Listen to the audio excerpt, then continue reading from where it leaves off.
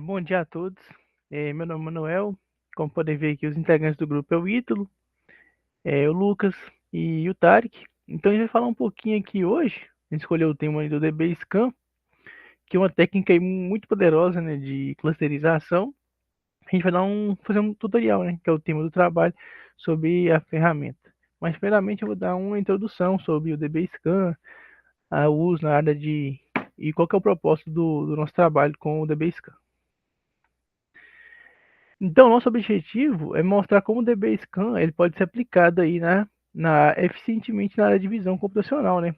Que ele pode resolver um desafio, que é a segmentação de objetos que tem fundos ali complexos ou com ruídos, como por exemplo aí a imagem ao lado, a imagem do número 5 aí do dataset do MNIST. Então, a gente pode imaginar aí uma tarefa que é ensinar uma máquina a identificar e separar de forma automática os objetos de interesse em uma imagem como essa, a do ministro mostrada. Então, tem os métodos de clusterização mais tradicionais, como caminhos, que é o que mais conhecido aí na literatura, e enfrenta dificuldades nisso. Por quê? Porque o caminhos ele vai assumir que os agrupamentos de dados, ou seja, nossos objetos, ele tem um formato esférico e regular. E além disso, ele é muito sensível a ruídos. Então ele vai tratar cada ponto do fundo como uma parte do cluster. Aí isso é um problema. Aí que o DBScan entra aqui, né? O nome isso vai significar, né? É Density Based Spatial Clustering of Application with Noise, que é clusterização espacial baseada em intensidade para aplicações com ruído.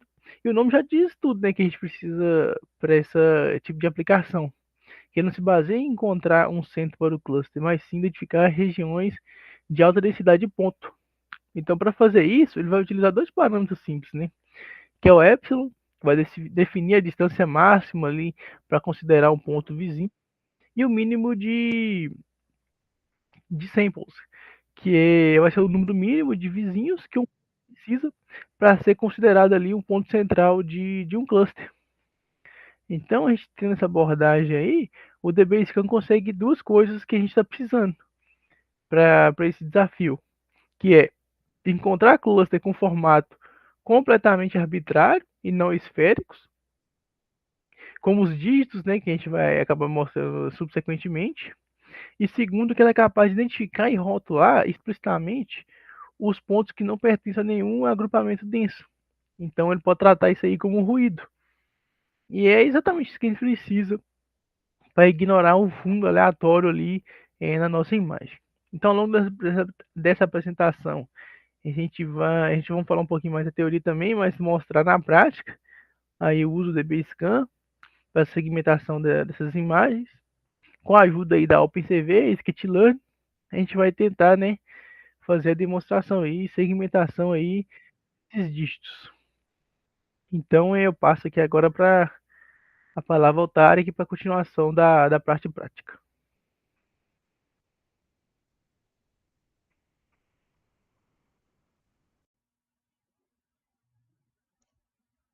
Bom dia, então a gente vai fazer a aplicação do DBScan no exemplo prático, nesse caso a segmentação de dígitos dataset MNIST com imagens. O que acontece? A nossa proposta é aplicar um conceito do DBScan, que é de clusterização, em imagens verdadeiras. Então a gente vai utilizar o dataset clássico MNIST, que são imagens 28 por 28 em escala de cinza, como identificado aqui no exemplo. E esses dígitos serão aleatoriamente posicionados em uma imagem que ela é gerada com pixels aleatórios, valores de pixel aleatório, ruído. E isso é para ver se o DBScan ele facilita a identificação de dígitos em cenários assim, né, que nem o ser humano às vezes consegue identificar com tanta facilidade, como vai ser mostrado logo a seguir. Basicamente, a gente usou a biblioteca DBScan, a biblioteca Scalando, para importar o DBScan, porque é uma biblioteca de fácil entendimento. A gente fez o load dataset clássico, Minish, como especificado aqui pelo Keras, pelo TensorFlow Keras. a gente cria o dataset artificial. Nesse caso é mais uma imagem artificial. O que ela faz? Ela permite 30 dígitos aleatórios na imagem, e a gente define aqui no número de dígitos, mas elas são posicionadas aleatoriamente e não sobrepostas em uma imagem com ruído, que esse ruído não interfere, não altera os pixels originais do dígito. Então vocês podem ver que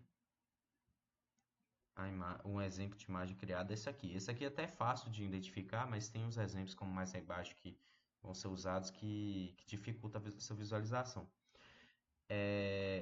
Então, a utilização aqui vai ser basicamente assim. A gente vai extrair os pontos ativos, que o DBScan não funciona por meio de imagens, ele funciona por meio de conjunto de coordenadas, que cada ponto representa a posição ativa.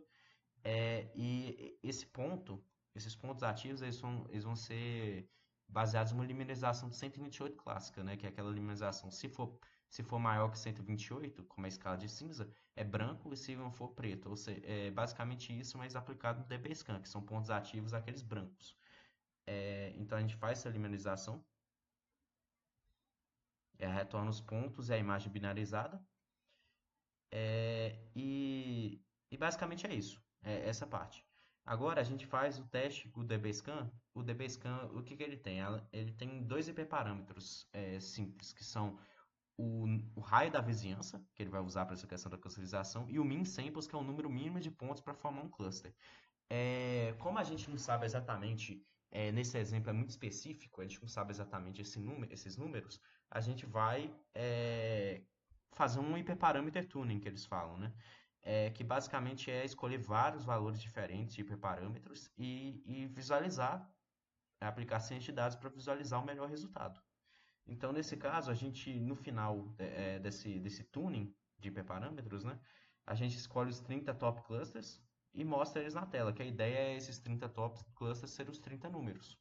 Pode ou não ser, como vai ser visto no resultado a seguir.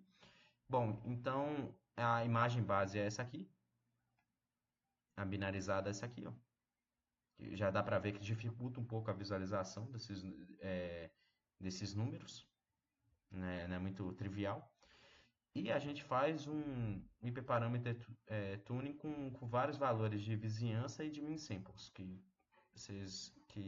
pode ser visto logo a seguir na imagem.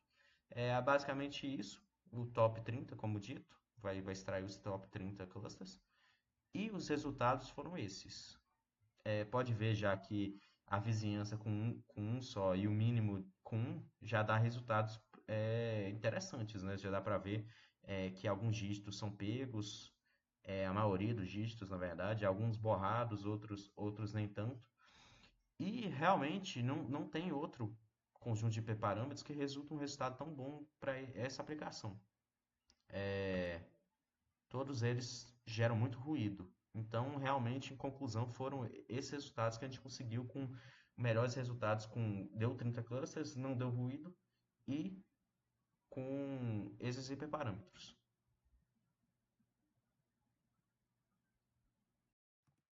Bom, agora eu vou demonstrar uma aplicação em imagem real pela webcam, usando o DBScan.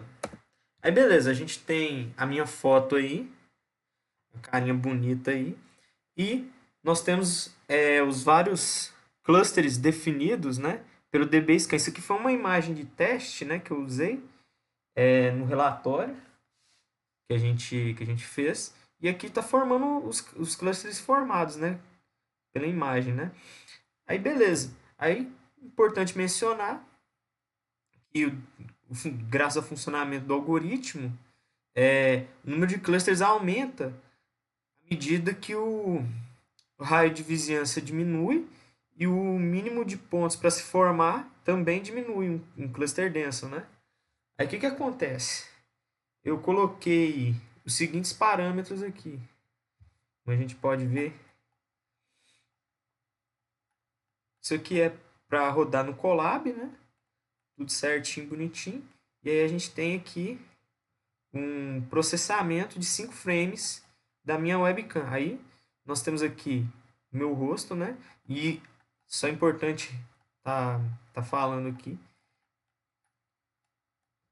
que o número mínimo para cada um dos parâmetros definidos foi de 2, né? Então, assim, vai gerar bastante cluster, como a gente pode estar vendo aqui. Naquela outra imagem inicial, eu tinha definido parâmetros maiores.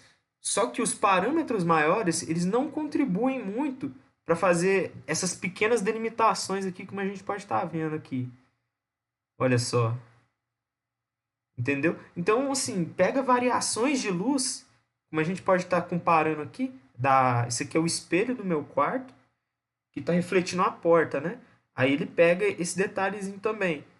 Como a gente pode ver que bem no cantinho tá pegando a sombra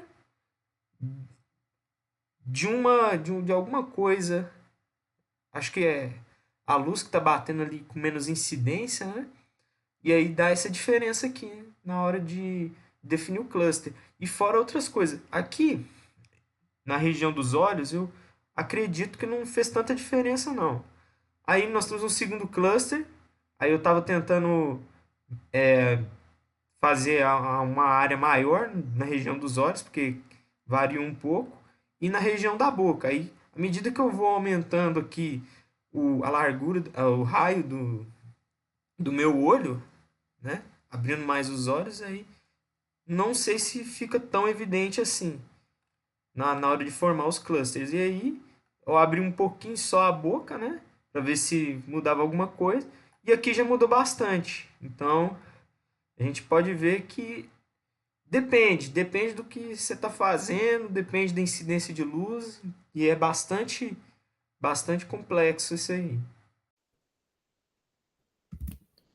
Bem, a gente observou como o Lucas e o Tarek, com a segmentação dos dígitos e na câmera através da webcam, que o DB Scan é sim uma ferramenta muito poderosa e acaba que conforme vai elaborando, a gente pode ver que uma das grandes vantagens que ela detém em cima dos outros métodos, principalmente é a facilidade de encontrar clusters de forma arbitrária, que diferentemente do Caminhos, por exemplo, você não precisa determinar um número fixo de clusters.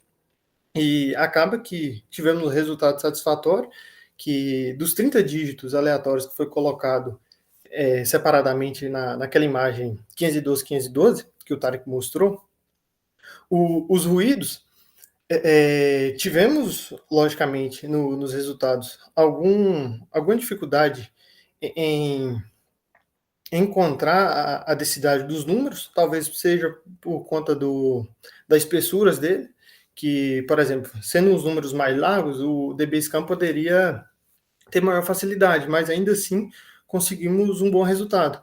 Já em comparação com a webcam, por exemplo, como é uma imagem, a foto do Lucas tinha muito mais informação e muito mais cores, ele determinou uma imensidão de clusters. E o Lucas bem apresentou, como, por exemplo, a questão do raio, que quanto maior for determinado uma cor, uma densidade, é mais fácil de se especificar, que foi naquele exemplo que deu do olho. E uma desvantagem que acaba que não é tão interessante usar o cluster é quando justamente em questão de computacional, que ele acaba que é um pouco mais pesado para rodar computacionalmente, e também a questão da sensibilidade com os parâmetros, que no primeiro exemplo a gente viu quando muda o epsilon e o mini space, mesmo sendo pequenas modificações, trouxe muita divergência nos resultados, que por exemplo foi o primeira classificação de um epsilon e um mini samples que foi bem sucedida, mas conforme foi aumentando a quantidade dos hiperparâmetros, trouxe. Ele é um.